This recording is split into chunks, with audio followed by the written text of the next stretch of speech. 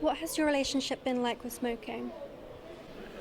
Well, it's been a lifelong habit or a lifelong enjoyment. I do enjoy it. I try not to smoke too much these days.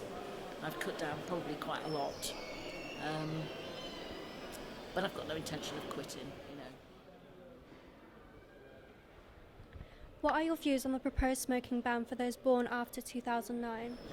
There'll be violence like we see in those countries where they do have strong tobacco control or very harsh tobacco control policies like Australia and New Zealand.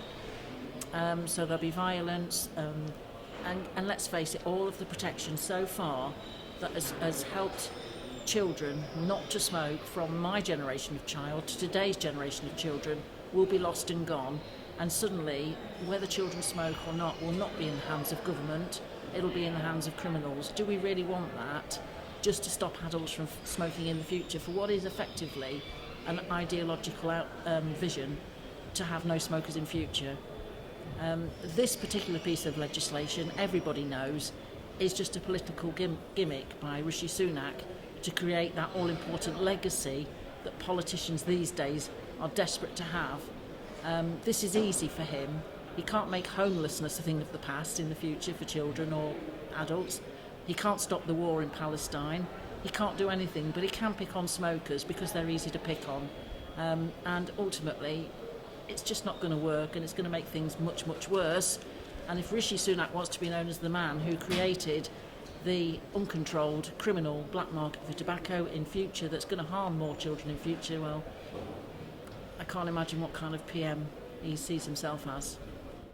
How do you feel about the planned rise in tobacco duty? Tobacco duty has risen ever since the time I started smoking 56 years ago, and it's never ever going to go down.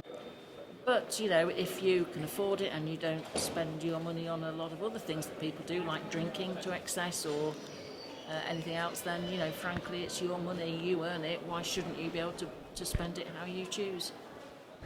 What do you think of the government's efforts to create a smoke-free generation? I think it's an ideological vision that is not going to work, and who asked for it? What do you recommend the government to do regarding smoking?